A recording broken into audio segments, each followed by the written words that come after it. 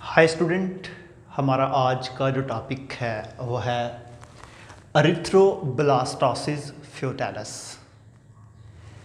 इसको स्टार्ट करने से पहले मैं आपको ज़रा थोड़ा सा बता दूं कि इससे प्रीवियस जो लेक्चर मैंने आपको पढ़ाया था वो था RH ब्लड ग्रुप सिस्टम।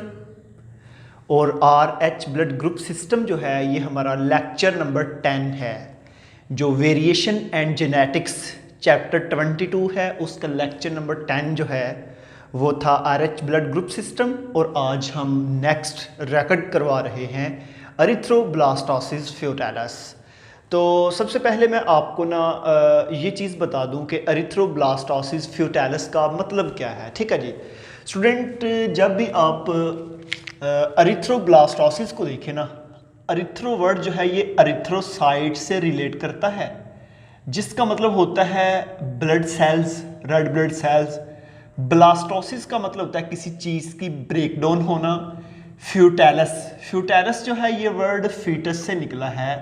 अब ये मैं फीटस भी आपको बता देता हूँ कि ये फीटस क्या है। ठीक है जी, तो इसका मतलब ये है कि breakdown of red blood cell. Erythroblastosis का अगर आप मतलब देखें तो हम इसको ये भी कहते हैं breakdown of red blood cell, या RBCs भी आप इसको कह सकते हैं। ठीक है जी, किसमें? फेटस के अंदर। अच्छा, तो मैं आपको ये बताऊं कि जो एरिथ्रोब्लास्टोसिस फ्यूटालिस के फीटस के अंदर जो रेड ब्लड सेल की ब्रेकडाउन होनी है वो सारी की सारी डिपेंड करती है RH ब्लड ग्रुप सिस्टम के ऊपर।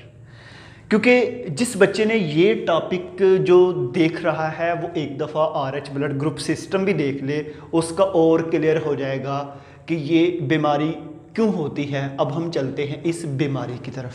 ठीक है जी स्टूडेंट, बात इस तरह है, अगर मैं इसको यहाँ पे थोड़ा सा आपको समझाना चाहूँ। आपको पता है कि मेल की बॉडी के अंदर ना एक सेल है जिसको हम बोलते हैं स्पर्म, और फीमेल की बॉडी के अंदर एक सेल है जिसको हम बोलते हैं एग। जब ये स्पर्म और एग दोनों आपस में फ्यूज़ करते हैं ना, तो फ्यूज़ करने के बाद इससे बनता है जाइगोट। और आपको पता है कि जाइगोट बनता है फीमेल की बॉडी के अंदर, वॉर्म के अंदर, उसके पेट के अंदर। ठीक है जी, अब देखना यहाँ पे जाइगोट बन गया, उस जाइगोट की फीमेल की बॉडी के अंदर डेवलपमेंट होती गई। 3 माह के बाद ना, क्योंकि आपको पता है कि 9 मंथ का ड्यूरेशन होता है एक पूरा बेबी बनने का, 3 माह के बाद वही जाइगोट कहलाएगा फीटस, और वो माँ के पेट के अंदर है। ठीक है, अब मैं ये जो थोड़ी सी डायग्राम है मैं इसको एक्सप्लेन करता हूँ कि ये डायग्राम है क्या। आप तमाम बच्चों ने इस डायग्राम की तरफ देखना है कि ये डायग्राम है क्या। ठीक है जी स्टूडेंट, बात इस तरह है कि अगर लेट्स सपोज ये एक फीमेल ऐसे ही खड़ी है, ठीक है, ये उसकी बैक, जो सारा बैक रीजन है ये उसका फ्रंट वाला रीजन है। ठीक है, ये आगे फ्रंट है और ये पीछे बैक है। तो ये मैंने बैक व्यू दिखाया हुआ है। ये जो मैंने ब्लैक कलर का स्ट्रक्चर्स बनाया है इसको हम बोलते हैं वर्टिब्रल कॉलम, रीढ़ की हड्डी जिसको हम कहते हैं। ठीक है जी, ये उसका वर्टिब्रल कॉलम है। और कॉलम के साथ हमारे पास, अगर आप नेक्स्ट इसको देखें तो ये इसका फ्रंट व्यू है, ये इसका जो है बैली है, ये इसका पेट है। ठीक है जी, और इसके साथ आपको पता है कि आफ्टर 5 मंथ 6 7 एंड 9 उसकी जो बॉडी जो है, उसकी बैली जो है वो बाहर को ग्रो करती जाती है, उसका साइज़ बढ़ता जाता है। वो क्यों बढ़ता जाता है? क्योंकि आपको पता है उसके पेट के अंदर जो है वो बेबी की डेवलपमेंट हो रही होती है, बेबी जो है बड़ा हो रहा होता है। और वो जो फीमेल प्रेग्नेंट है वो 9 मंथ की तरफ जा रही होती है, उसके जो बेबी जो है वो डेवलप जो हो रहा होता है वो 7 8 मंथ या 9 मंथ के अराउंड अबाउट होता है।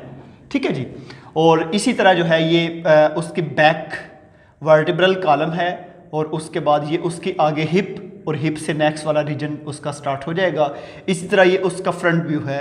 अभी आप तमाम बच्चों को ये क्लियर हो जाना चाहिए ये मैं फीमेल के कौन से पार्ट को बनाया हुआ है और ये मैं कौन सा पार्ट दिखा रहा हूँ। ठीक है जी, अब यहाँ पे ये उसकी बॉडी के अंदर ना मतलब कि वो बेबी की डेवलपमेंट हो रही है। इसके अंदर ये छोटा सा मैंने बेबी बनाया है और बेबी का जो बेली बटन है, ठीक है, वो एक प्लेसेंटा जो है एक ट्यूब के ज़रिए जो है प्लेसेंटा के साथ अटैच है, जिससे वो न्यूट्रिएंट वगैरह ले रहा होता है, खुराक ले रहा होता है।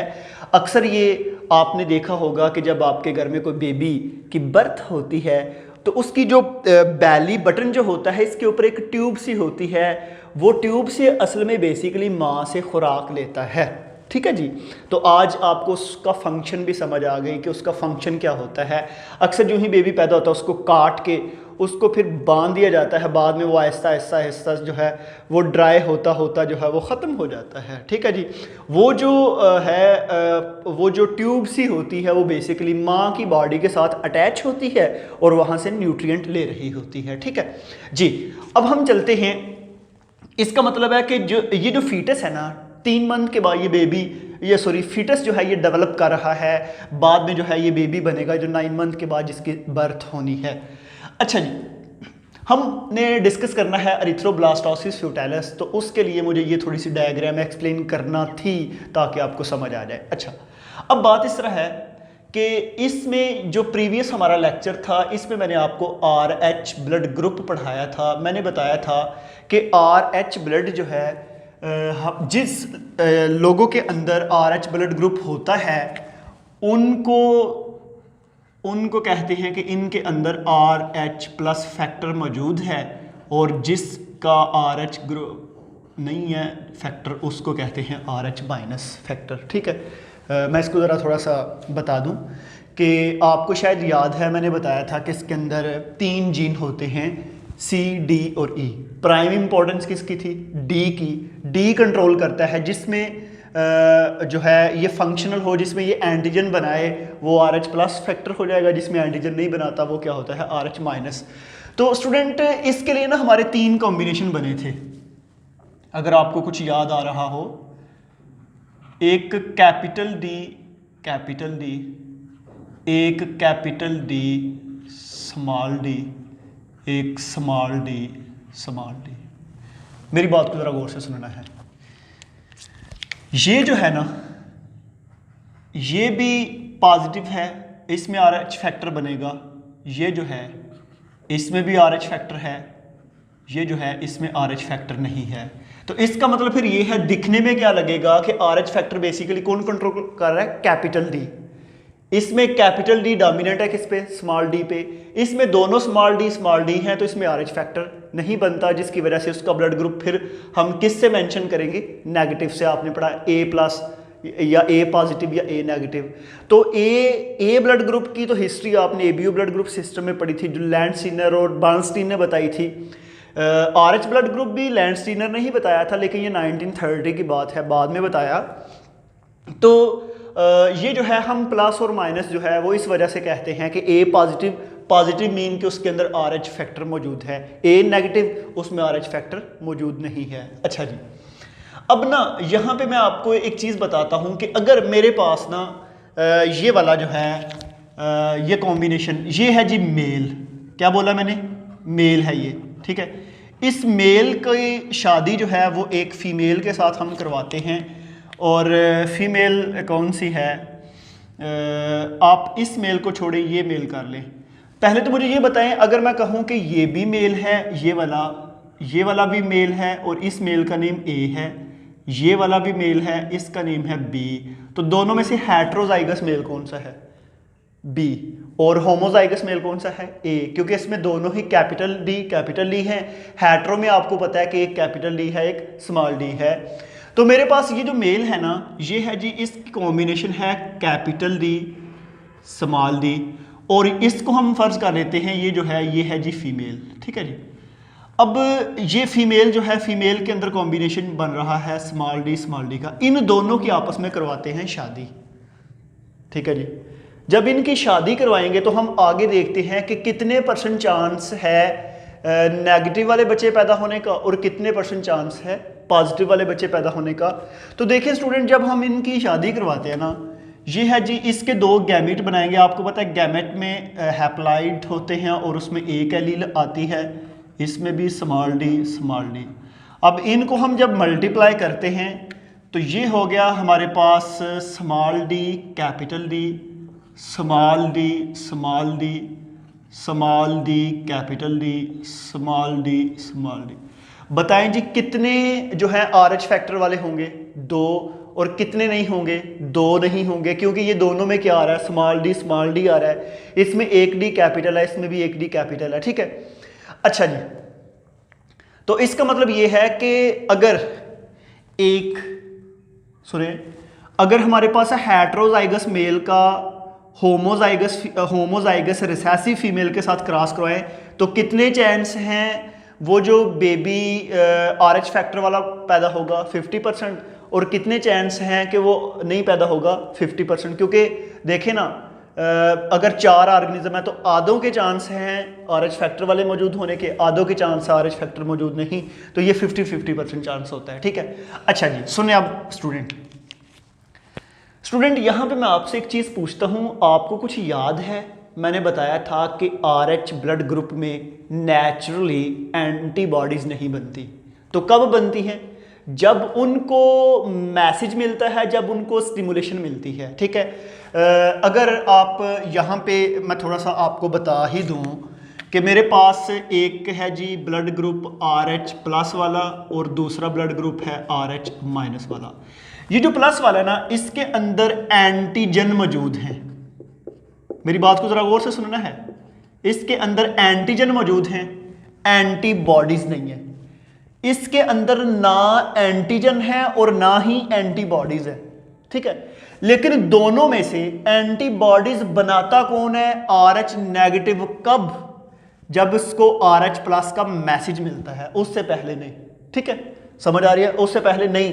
तो मुझे ये बताएं कि जो मैंने एबीओ ब्लड ग्रुप सिस्टम में पढ़ाया था कि अगर ए का एंटीजन ए है तो उसकी एंटीबॉडी क्या होगी?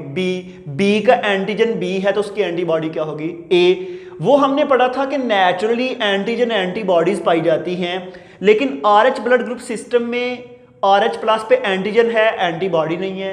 आर एच माइनस में ना ही एंटीजन है और ना ही क्या है? एंटीबॉडी है। लेकिन दोनों में से एंटीबॉडी कौन बनाएगा? R H negative. कब बनाएगा? जब उसको आर एच प्लस का मैसेज मिलेगा।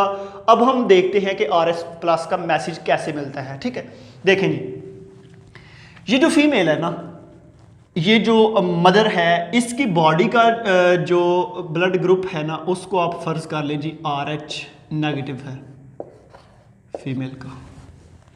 इसकी वॉर्म के अंदर जो फीटस डेवलप कर रहा है उसका ब्लड ग्रुप है जी आर एच प्लस। समझ आ रही है? बच्चे का ब्लड ग्रुप क्या है? R H plus. और मदर का क्या है? R H minus. मुझे ये बताएं, दोनों में से एंटीजन किसके पास है? आर एच प्लस के पास। और एंटीबॉडी किसी के पास है? नहीं। लेकिन कौन बना सकता है? R H negative. समझ आ रही है? कौन बना सकता है? R H negative. अब क्या होगा जब ये बच्चा मां के पेट में डेवलप कर रहा होता है, तो आपको पता है कि ये खुराक ले रहा है प्लेसेंटा के जरिए, क्योंकि ये मां की बॉडी में सेल्स हैं जिनसे न्यूट्रिएंट, ग्लूकोज तमाम जो है वो डिफ्यूज़ करके यहाँ पे आएगा और आने के बाद यहाँ से ये बच्चे को उसकी सप्लाई मिलेगी। इसी तरह बेबी से जो वेस्ट वगैरह है वो कुछ यहाँ पे स्टोर रहता है, कुछ जो है इधर से रिलीज़ कर दिया जाता है। समझ आ रही है? अब क्या होगा कि बच्चे की बॉडी के अंदर से ना कुछ बच्चे की बॉडी से कुछ ब्लड सेल, अब मुझे ये बताएं कि बच्चे की बॉडी में फैक्टर कौन सा है? प्लस वाला। वो आर एच प्लस चला जाएगा प्लेसेंटा को क्रॉस करके मदर की ब्लड स्ट्रीम के अंदर। अब मुझे ये बताएं, मदर का ब्लड ग्रुप कौन सा फैक्टर रखता है? आर एच माइनस वाला। और उसको मैसेज कहाँ से मिला है? आर एच प्लस वाला। तो मुझे ये बताएं कि क्या मदर की बॉडी के अंदर एंटीबॉडीज बनना स्टार्ट होंगी या नहीं होंगी? किसने मैसेज दिया? बच्चे के ब्लड ने, आर एच प्लस फैक्टर ने। तो इससे फिर क्या होगा कि जब उसको स्टिमुलेशन मिलेगी मदर के ब्लड को, उसको स्टिमुलेशन मिलने के बाद ना वो क्या करता है कि वो एंटीबॉडी बनाना स्टार्ट कर देता है।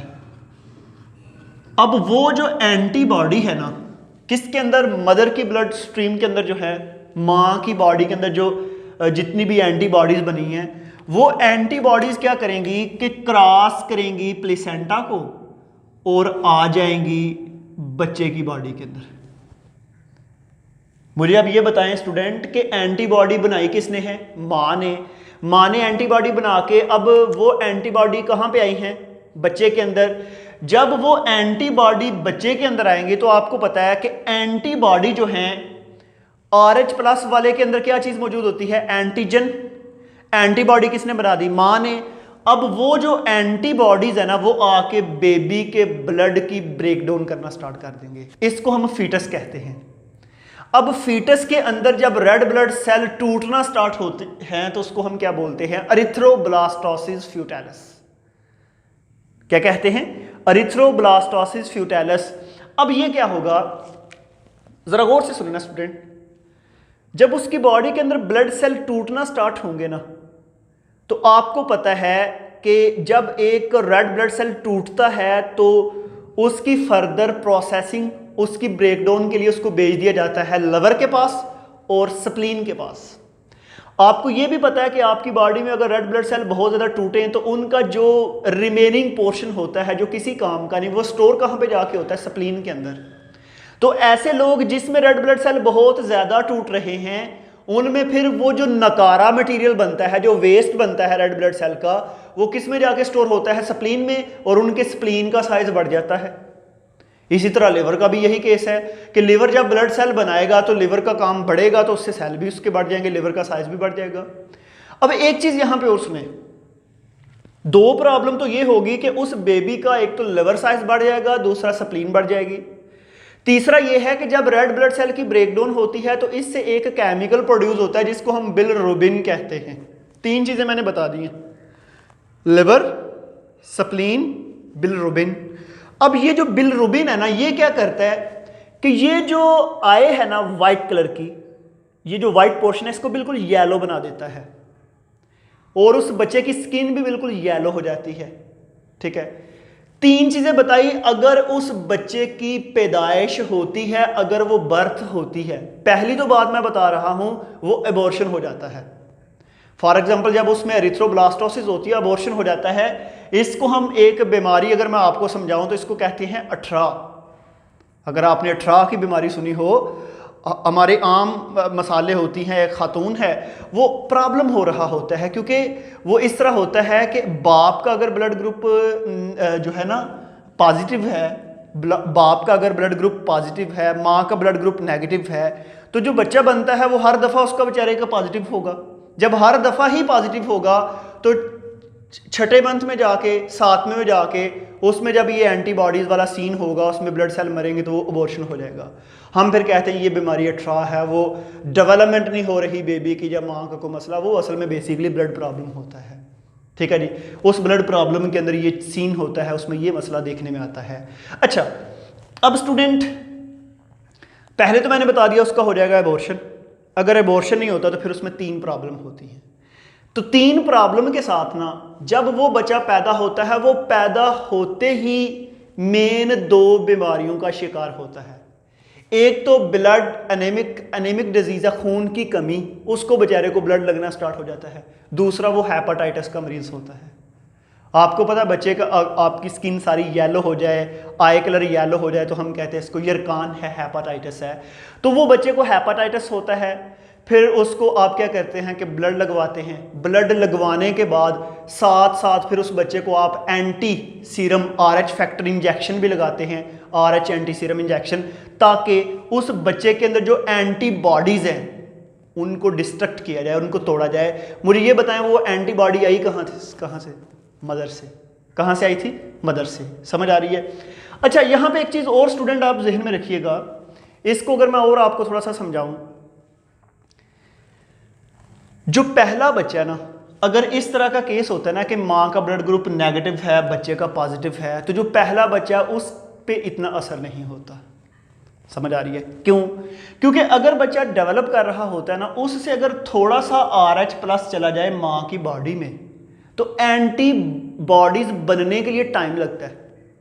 जब वो एंटीबॉडीज बनती है तो फिर उनको क्रॉस करके इस तक पहुंचने के लिए भी टाइम लगता है। तब तक क्या होता है कि बेबी डेवलप करके बर्थ कर चुका होता है, उसकी पैदाइश हो जाती है, वो पैदा हो जाता है, उसकी डिलीवरी हो जाती है।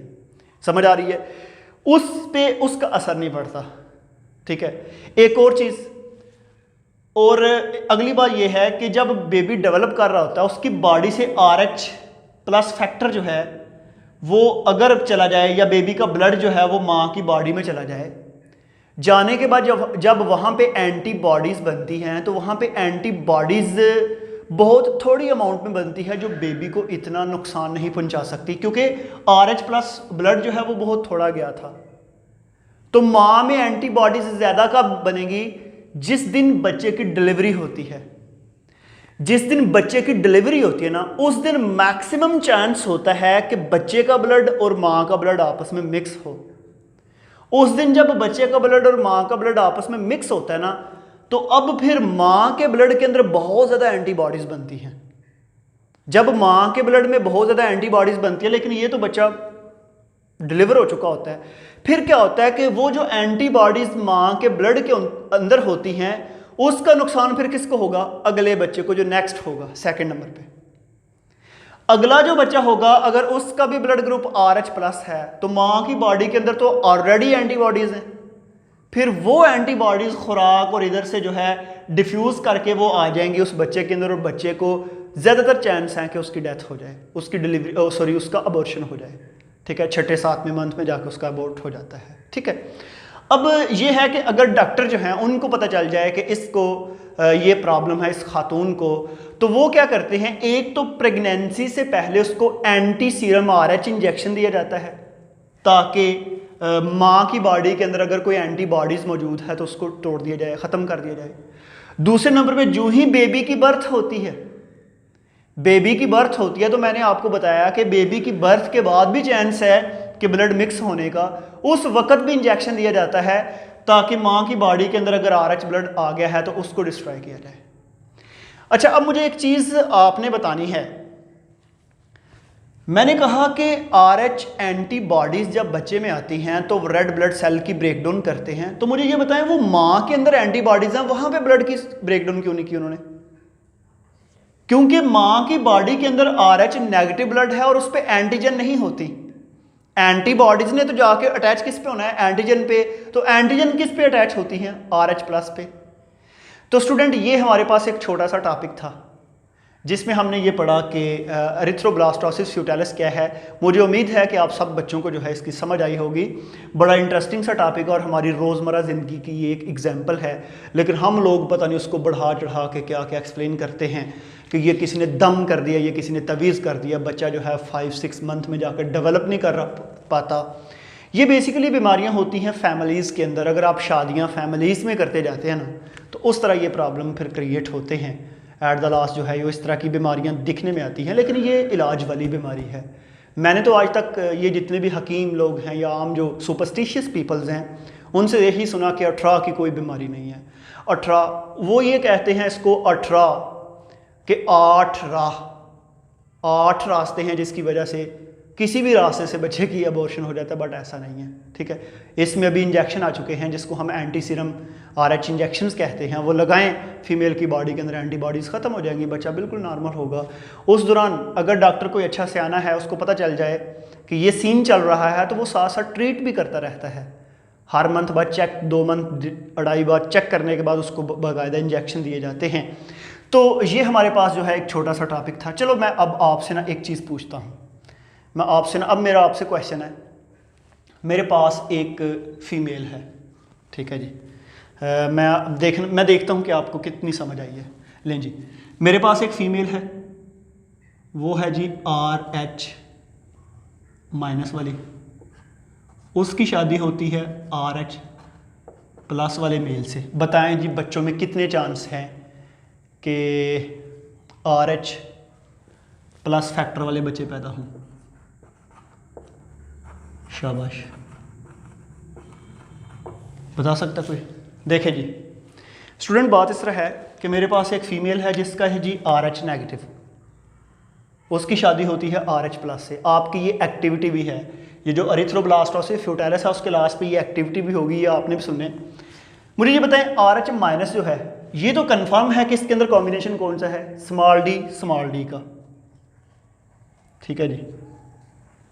असल में हमें RH+ की समझ नहीं आ रही कि ये RH+ ये वाला है या ये वाला है, क्योंकि दोनों ही RH+ है ना, दोनों में मैंने प्लस लिखा। इसका हमें पता नहीं चल रहा कि ये होमोजाइगस डोमिनेंट है या हेटेरोजाइगस है।